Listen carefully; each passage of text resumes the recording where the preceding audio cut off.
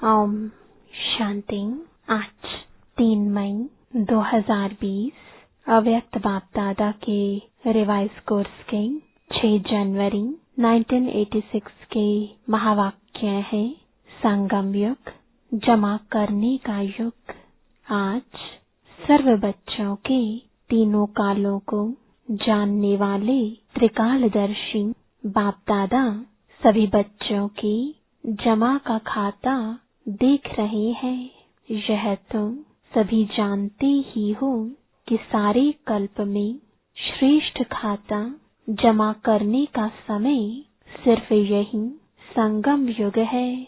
छोटा सा युग, छोटी सी जीवन है, लेकिन इस युग, इस जीवन की विशेषता है जो अब ही जितना जमा करने चाहो वह कर सकते हैं। इस समय के श्रेष्ठ खाते के प्रमाण पूज्य पद भी पाते हो और फिर पूज्य सुपुजारी भी बनते हो।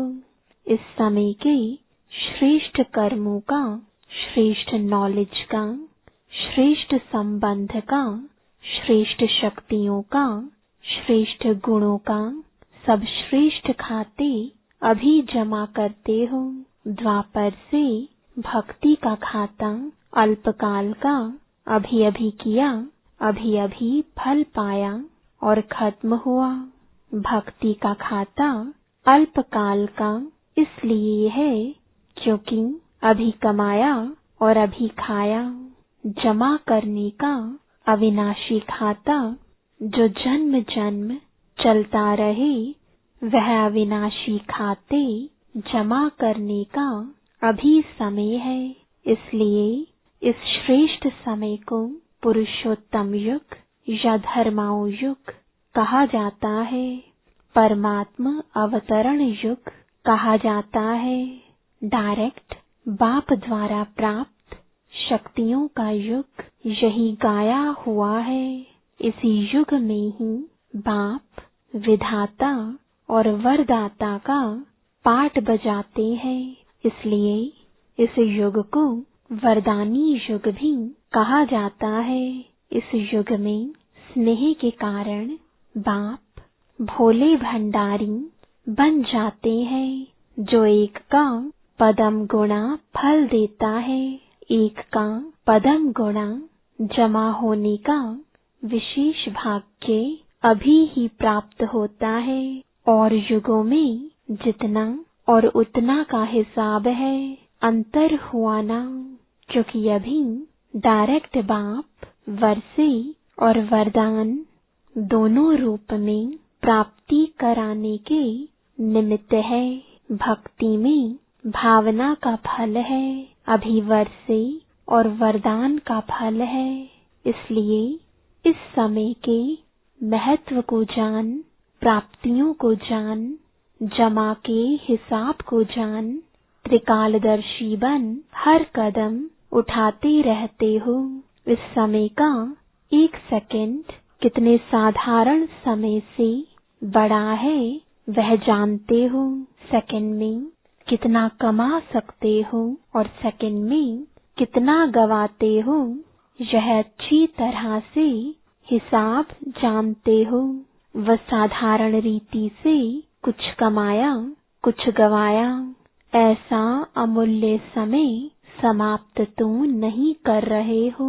ब्रह्मा कुमार, ब्रह्मा कुमारी तो बने, लेकिन अविनाशी वर्षे और विशेष वरदानों के अधिकारी बने, क्योंकि इस समय के अधिकारी जन्म जन्म के अधिकारी बनते हैं।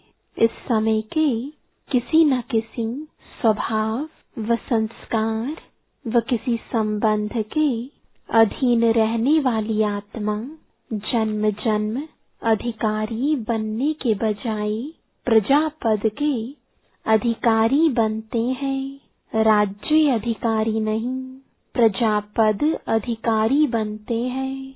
बनने आए हैं राजयोगी, राज्य अधिकारी, लेकिन अधीनता के संस्कार कारण विधाता के बच्चे होते हुए भी राज्य अधिकारी नहीं बन सकते। इसलिए सदा यह चेक करो, स्व अधिकारी कहाँ तक बने हैं। जो स्व अधिकार नहीं पा सकते वो विश्व का राज्य कैसे प्राप्त करेंगे। विश्व के राज्य अधिकारी बनने का चैतन्य मॉडल अभी स्व राज्य अधिकारी बनने से तैयार करते हो। कोई भी चीज का पहले मॉडल तैयार करते हो ना, तो पहले इस मॉडल को देखो। स्व अधिकारी अर्थात सर्व कर्मेंद्रियों रूपी प्रजा के राजा बनना। प्रजा का राज्य है या राजा का राज्य है, यह तुम जान सकते हो ना। प्रजा का राज्य है तो राजा नहीं कहलाएंगे। प्रजा के राज्य में राजवंश समाप्त हो जाता है। कोई भी एक कर्मेंद्रिय धोखा देती है तो स्वराज्य अधिकारी नहीं कहेंगे। ऐसे भी कभी नहीं सोचना कि एक दो कमजोरी तो होती ही है, संपूर्ण तो लास्ट में बनना है। लेकिन बहुत काल की एक कमजोरी भी समय पर धोखा दे देती है। बहुत काल के अधीन बनने के संस्कार अधिकारी बनने नहीं देंगे। इसलिए अधिकारी अर्थात स्व अधिकारी अंत में संपूर्ण हो जाएंगे। इस धोखे में नहीं रह जाना। बहुत काल का स्व अधिकार का संस्कार बहुत काल के विश्व अधिकारी बनाएगा। थोड़े समय के स्वराज्य अधिकारी थोड़े समय के लिए ही विश्व राज्य अधिकारी बनेंगे। जो अभी बाप की समानता की आज्ञा प्रमाण बाप के दिल तख्त नशीन बनते हैं, वो ही राज्य तख्त नशीन बनते हैं। बाप समान बनना अर्थात बाप के दिल तख्त नशीन बनना। जैसे ब्रह्मा बाप संपन्न और समान बने, ऐसे संपूर्ण और समान बनो। राज्य तख्त के अधिकारी बनो। किसी भी प्रकार के अलबेलेपन में अपना अधिकार का वर्षा व वरदान कम नहीं प्राप्त करना। तो जमा का खाता चेक करो। नया वर्ष शुरू हुआ है ना, पिछला खाता चेक करो और नया खाता समय और बाप के वरदान से ज्यादा जमा करो। सिर्फ कमाया और खाया ऐसा खाता नहीं बनाओ। अमृत वेले योग लगाया, जमा किया, क्लास में स्टडी कर जमा किया और फिर सारे दिन में परिस्थितियों के वश व माया के वार के वश व अपने संस्कारों के वश जो जमा किया वह युद्ध करते विजयी बनने में खर्च किया। तो रिजल्ट क्या निकली? कमाया और खाया, जमा क्या हुआ? इसलिए जमा का खाता सदा चेक करो और बढ़ाते चलो। ऐसे ही चार्ट में सिर्फ राइट नहीं करो। क्लास किया, हाँ योग किया, लेकिन जैसे शक्तिशाली योग समय के प्रमाण होना चाहिए वैसे रहा। समय अच्छा पास किया, बहुत आनंद आया, वर्तमान तो बना लेकिन वर्तमान के साथ जमा भी किया। इतना शक्तिशाली अनुभव किया। चल रहे हैं, सिर्फ यह चेक नहीं करो। किसी से भी पूछो कैसे चल रहे हो तो कह देते बहुत अच्छे चल रहे हैं, लेकिन किस स्पीड में चल रहे हैं यह चेक करो। चींटी की चाल चल रहे हैं व रॉकेट की चाल चल रहे हैं। इस वर्ष सभी बातों में शक्तिशाली बनने की स्पीड और परसेंटेज को चेक करो कितनी परसेंटेज में जमा कर रहे हो। 5 रुपया भी कहेंगे जमा हुआ, 500 रुपया भी कहेंगे जमा हुआ। जमा तो किया, लेकिन कितना किया? समझा क्या करना है? गोल्डन जुबली की ओर जा रहे हो। यह सारा वर्ष गोल्डन जुबली का है ना, तो चेक करो हर बात में गोल्डन एज अर्थात सतोप्रधान स्टेज है। वह सतो अर्थात सिल्वर एज्ड स्टेज है। पुरुषार्थ भी सतोप्रधान गोल्डन एज्ड हो, सेवा भी गोल्डन एज्ड हो। जरा भी पुराने संस्कार का एलॉय यानी खाद नहीं हो। ऐसे नहीं जैसे आजकल चांदी के ऊपर भी सोने का पानी चढ़ा देते हैं। बाहर से तो सोना लगता है, लेकिन अंदर क्या होता है मिक्स कहेंगे ना। तो सेवा में भी अभिमान और अपमान का एलॉय मिक्स ना हो, इसको कहा जाता है गोल्डन एज्ड सेवा। स्वभाव में भी ईर्ष्या, सिद्ध और जिद का भाव न हो, यह है एलॉय। इस एलॉय को समाप्त कर गोल्डन एज्ड स्वभाव वाले बनो। संस्कार में सदा हाँ जी, जैसा समय जैसी सेवा वैसे स्वयं को मोल्ड करना है, अर्थात रियल गोल्ड बनना है। मुझे मोल्ड होना है। दूसरा करे तो मैं करूं, यह जिद हो जाती है। यह रियल गोल्ड नहीं, यह एलॉय समाप्त कर गोल्डन एज्ड बनो।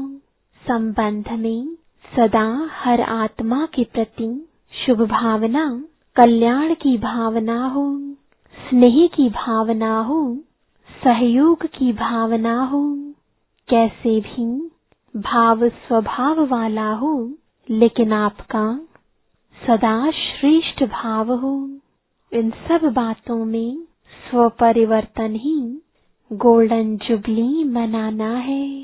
एलॉय को जलाना अर्थात गोल्डन जुबली मनाना। समझा? वर्ष का आरंभ गोल्डन एज्ड स्थिति से करो।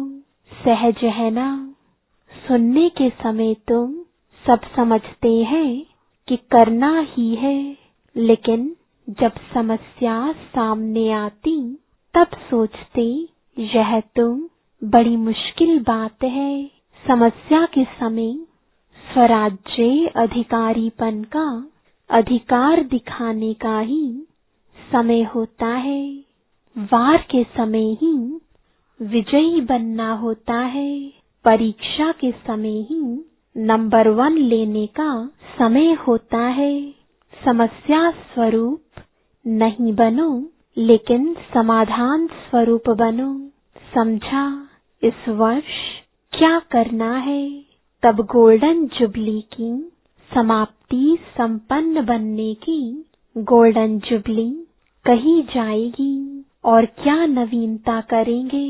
बाप दादा के पास सभी बच्चों के संकल्प तो पहुँचते ही हैं। प्रोग्राम में भी नवीनता क्या करेंगे? गोल्डन थॉट्स सुनाने की टॉपिक रखी है ना। सुनहरे संकल्प, सुनहरे विचार जो सोना बना दे और सोने का युग लावे, यह टॉपिक रखी है ना। अच्छा, आज वतन में इस विषय पर रूह रूहान हुई, वो फिर सुनाएंगे। अच्छा, सर्ववर्षी और वरदान के डबल अधिकारी भाग्यवान आत्माओं को सदा स्वराज्य अधिकारी श्रेष्ठ आत्माओं को सदा स्वयं को गोल्डन एज्ड स्थिति में स्थित करने वाले रियल गोल्ड बच्चों को सदा स्व परिवर्तन की लगन से विश्व परिवर्तन में आगे बढ़ने वाले विशेष आत्माओं को बाप दादा का याद प्यार और नमस्ते। मीटिंग में आए हुए डॉक्टर से अव्यक्त बाप दादा की मुलाकात अपने श्रेष्ठ उमंग उत्साह द्वारा अनेक आत्माओं को सदा खुश बनाने की सेवा में लगे हुए होना डॉक्टर्स का विशेष कार्य ही है। हर आत्मा को खुशी देना। पहली दवाई खुशी है। खुशी आधी बीमारी खत्म कर देती है। तो रूहानी डॉक्टर्स अर्थात खुशी की दवाई देने वाले, तो ऐसे डॉक्टर होना। एक बार भी खुशी की झलक आत्मा को अनुभव हो जाए तो वह आत्मा सदा खुशी की झलक से आगे उड़ती रहेगी। तो सभी को डबल लाइट बनाए उड़ाने वाले डॉक्टर्स होना। वह बेड से उठा देते हैं, बेड में सोने वाले पेशेंट को उठा देते हैं, चला देते हैं। आप पुरानी दुनिया से उठाई नई दुनिया में बिठा दो, ऐसे प्लान बनाए हैं ना। रूहानी इंस्ट्रूमेंट्स यूज करने का प्लान बनाया है। इंजेक्शन क्या है, गोलियां क्या है, ब्लड देना क्या है, यह सब रूहानी साधन बनाए हैं। किसको ब्लड देने की आवश्यकता है तो रूहानी ब्लड कौन सा देना है, हार्ट पेशेंट को कौन सी दवाई देनी है। हार्ट पेशेंट अर्थात दिल शिकस्त पेशेंट, तो रूहानी सामग्री चाहिए। जैसे वह नई नई इन्वेंशन करते हैं, वो साइंस के साधन से इन्वेंशन करते हैं। आप साइलेंस के साधनों से सदाकाल के लिए निरोगी बना दो। जैसे उन्हों के पास सारी लिस्ट है, यह इंस्ट्रूमेंट है, यह इंस्ट्रूमेंट है, ऐसे ही आपकी भी लिस्ट हो लंबी। ऐसे डॉक्टर्स हो एवर हेल्दी बनाने के इतने बढ़िया साधन हो। ऐसे ऑक्यूपेशन अपना बनाया है। सभी डॉक्टर्स ने अपने अपने स्थान पर ऐसा बोर्ड लगाया है एवर हेल्दी एवर वेल्दी बनने का। जैसे अपने वह ऑक्यूपेशन लिखते हो, ऐसे ही यह लिखत हो जिसे देखकर समझे कि यह क्या है, अंदर जाकर देखे। आकर्षण करने वाला बोर्ड हो, लिखत ऐसी हो जो परिचय लेने के बिना कोई रह ना सके। वैसे बुलाने की आवश्यकता ना हो, लेकिन स्वयं ही आपके आगे न चाहते भी पहुंच जाएं, ऐसा बोर्ड हो। वह तो लिखते हैं MBBS फलाने फलाने। आप फिर अपना ऐसा बोर्ड पर रूहानी ऑक्यूपेशन लिखो जिससे वह समझे कि यह स्थान जरूरी है। ऐसी अपनी रूहानी डिग्री बनाई है या वो ही डिग्रियां लिखते हो।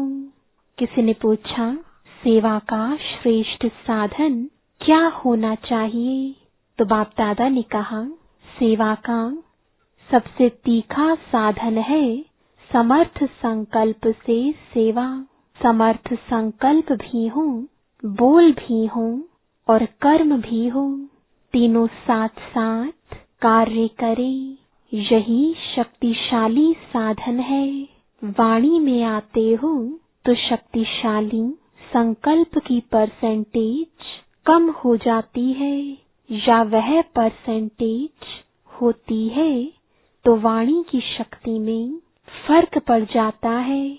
लेकिन नहीं, तीनों ही साथ साथ हो। जैसे कोई भी पेशेंट को एक ही साथ कोई नब्ज देखता है, कोई ऑपरेशन करता है, इकट्ठा इकट्ठा करते हैं। नब्ज देखने वाला पीछे देखे और ऑपरेशन वाला पहले कर ले तो क्या होगा। इकट्ठा इकट्ठा कितना कार्य चलता है। ऐसे ही रूहानियत के भी सेवा के साधन इकट्ठा इकट्ठा साथ साथ चले। बाकी सेवा के प्लान बनाए हैं बहुत अच्छा, लेकिन ऐसा कोई साधन बनाओ जो सभी समझे कि हाँ, यह रूहानी डॉक्टर सदा के लिए हेल्दी बनाने वाले हैं। अच्छा, पार्टियों से पहली पार्टी जो अनेक बार विजयी आत्माएं हैं, उन्हों की निशानी क्या होगी। उन्हें हर बात बहुत सहज और हल्की अनुभव होगी। जो कल्प कल्प की विजयी आत्माएं नहीं, उन्हें छोटा सा कार्य भी मुश्किल अनुभव होगा, सहज नहीं लगेगा। हर कार्य करने के पहले स्वयं को ऐसे अनुभव करेंगे जैसे यह कार्य हुआ ही पड़ा है। होगा या नहीं होगा, यह क्वेश्चन नहीं उठेगा। हुआ ही पड़ा है, यह महसूसता सदा रहेगी। पता है सदा सफलता है ही, विजय है ही। ऐसे निश्चय बुद्धि होंगे। कोई भी बात नई नहीं लगेगी, बहुत पुरानी बात है। इसी स्मृति से स्वयं को आगे बढ़ाते रहेंगे। दूसरी पार्टी डबल लाइट बनने की निशानी क्या होगी। डबल लाइट आत्माएं सदा सहज उड़ती कला का अनुभव करती हैं। कभी रुकना और कभी उड़ना ऐसे नहीं, सदा उड़ती कला के अनुभवी। ऐसी डबल लाइट आत्माएं ही डबल ताज के अधिकारी बनती हैं। डबल लाइट वाले स्वतः ही ऊंची स्थिति का अनुभव करते हैं। कोई भी परिस्थिति आवे, याद रखो हम डबल लाइट हैं। बच्चे बन गए अर्थात हल्के बन गए, कोई भी बोझ नहीं उठा सकते। अच्छा, ओम शांति। वरदान है शुभ चिंतन और शुभ चिंतक स्थिति के अनुभव द्वारा ब्रह्मा बाप समान मास्टर दाता भव।